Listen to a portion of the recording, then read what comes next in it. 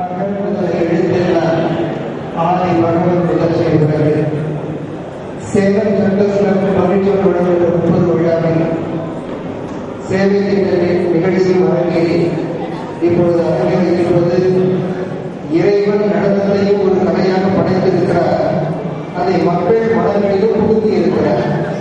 அப்படி தம்முள் புகுந்த நல்ல கலையை இப்பொழுது தமது திறமையின் மூலம் இளைஞர்கள் வெளிப்படுத்தியிருக்கிறார்கள். அனைவரும் அவர்களுக்கு வாழ்த்துக்களை சொல்லி உங்களுடைய கரவொலியின் மூலம் உற்சாகத்தை வழங்கி அவர்களது கலையை வளர்க்க அன்புடன் வேண்டுகிறோம். நடந்த கலைஞர்களை மேடை அன்புடன் அழைக்கிறோம்.